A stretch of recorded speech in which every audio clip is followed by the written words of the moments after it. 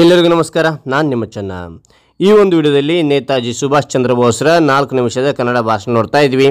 ಹಾಗಾದರೆ ಈ ಒಂದು ಭಾಷಣ ಅಂತಕ್ಕಂಥದ್ದು ಇಷ್ಟವಾದರೆ ಒಂದು ಲೈಕ್ ನೀಡಿ, ಶೇರ್ ಮಾಡಿ, ಸಬ್ಸ್ಕ್ರೈಬ್ ಆಗೋದು ಮರಿಬೇಡಿ ಅಂತ ಹೇಳ್ತಾ ಈ ಒಂದು ಭಾಷಣ ನೋಡ್ತಾ ಹೋಗೋಣ ಬನ್ನಿ.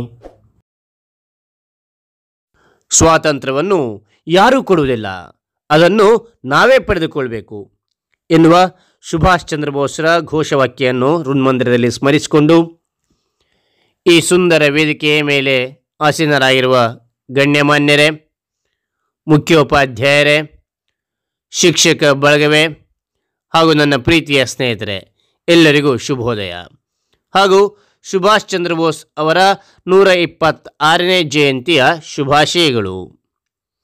ಈ ಸುಂದರ ಸಂದರ್ಭದಲ್ಲಿ ಸುಭಾಷ್ ಚಂದ್ರ ಬೋಸ್ರ ಬಗ್ಗೆ ಒಂದೆರಡು ಮಾತನಾಡಲು ಬಯಸುತ್ತೇನೆ. ನೀವು ನಿಮ್ಮ ರಕ್ತ ಕೊಡಿ, ನಾನು ನಿಮಗೆ ಸ್ವಾತಂತ್ರ್ಯ ತಂದು ಕೊಡುತ್ತೇನೆ.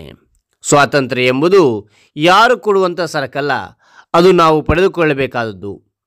ಸ್ವಾತಂತ್ರ್ಯ ಪೂರ್ವದಲ್ಲಿ ನೇತಾಜಿ ಸುಭಾಷ್ ಚಂದ್ರ ಬೋಸ್ ಅವರ ಈ ಹೇಳಿಕೆ ದೇಶದ ಸ್ವಾತಂತ್ರ್ಯಕ್ಕಾಗಿ ಹೋರಾಟದಲ್ಲಿ ಸೇರಲು ಅನೇಕ ಭಾರತೀಯರ ಹೃದಯದಲ್ಲಿ ದೇಶಭಕ್ತಿಯನ್ನು ಹುಟ್ಟಿಹಾಕಿತು. 1897 ಜನವರಿ 23ರಂದು ಒರಿಸ್ಸಾದ ಕಟಕ್ನಲ್ಲಿ ಜನಿಸಿದರು. ತಂದೆ ಜಾನಕಿನಾಥ್ ಬೋಸ್, ತಾಯಿ ಪ್ರಭಾವತಿ ದೇವಿ. ಇವರ 14 ಮಕ್ಕಳಲ್ಲಿ ಸುಭಾಷ್ ಚಂದ್ರ ಬೋಸ್ 9ನೇಯವರು. ಅವರ ಪೋಷಕರು ಇಂಗ್ಲೆಂಡ್ನ ಕೇಂಬ್ರಿಡ್ಜ್ ವಿಶ್ವವಿದ್ಯಾಲಯಕ್ಕೆ ಭಾರತೀಯ ನಾಗರಿಕ ಸೇವೆಗೆ ಸಿದ್ಧಪಡಿಸಲು 1919ರಲ್ಲಿ ಕಳಿಸಿದರು. 1920ರಲ್ಲಿ ಅವರು ನಾಗರಿಕ ಸೇವಾ ಪರೀಕ್ಷೆಯಲ್ಲಿ 4ನೇ ಸ್ಥಾನದಲ್ಲಿ ಉತ್ತೀರ್ಣರಾದರು. ವಿದೇಶದಲ್ಲಿ ಸಿಕ್ಕಿದ್ದ ನೌಕರಿಯನ್ನು ಬೇಡವೆಂದು 1921ರ ಏಪ್ರಿಲ್ 22ರಂದು ಬ್ರಿಟಿಷ್ ಸರ್ಕಾರದ ಭಾರತದ ವ್ಯವಹಾರ ಸಚಿವ ಎಡ್ವಿನ್ ಮಾಂಟೆಗೋಗೆ ತಮ್ಮ ಪದವಿಯನ್ನು ಮರಳಿಸಿದರು. ನೇತಾಜಿ ಎಂದೇ ಪ್ರಸಿದ್ಧರಾದ ಭಾರತದ ಸ್ವಾತಂತ್ರ್ಯ ಸಂಗ್ರಾಮ ಪ್ರಮುಖ ಜನನಾಯಕರಲ್ಲಿ ಒಬ್ಬರು. 16ನೇ ವಯಸ್ಸಿನಲ್ಲಿ ಸ್ವಾಮಿ ವಿವೇಕಾನಂದರ ವಿಚಾರಗಳಿಂದ ಪ್ರಭಾವಿತರಾದ ಇವರು ಭಾರತದ ಸ್ವಾತಂತ್ರ್ಯ ಹೋರಾಟದಲ್ಲಿ ಅತ್ಯಂತ ವಿಶಿಷ್ಟ ಪಾತ್ರ ವಹಿಸಿದರು. ಅವರು ಭಾರತದ ಮಹಾನ್ ವ್ಯಕ್ತಿಯಾಗಿದ್ದರು. ಅವರು ಭಾರತೀಯ ಸ್ವಾತಂತ್ರ್ಯದ ಕಾರಣಕ್ಕಾಗಿಯೇ ಹೋರಾಡಿದರು. ಶೀಘ್ರ ಸ್ವಾತಂತ್ರ್ಯಕ್ಕಾಗಿ ಬೋಸ್ ಅವರು ಮಂಡಿಸುತ್ತಿದ್ದ ವಾದಗಳು ಮತ್ತು ಅವರ ನಿಲುವುಗಳನ್ನು ಕಾಂಗ್ರೆಸ್ನ ಮಂದಗಾಮಿ ಗುಂಪಿಗೆ ಅಸಹನೀಯವಾಗಿತ್ತು. ಸ್ವತಃ ಗಾಂಧೀಜಿ ಅವರೇ ಹಲವು ಬಾರಿ ಬೋಸ್ರನ್ನು ಟೀಕಿಸಿದ್ದರು. ಆದರೆ ಬೋಸ್ರಿಗಿದ್ದ ರಾಜಕೀಯ ಚಿಂತನೆಯ ವೈಶಾಲ್ಯತೆ ಆ ಕಾಲದ ಯಾರೊಬ್ಬ ನಾಯಕರಲ್ಲೂ ಇರಲಿಲ್ಲ.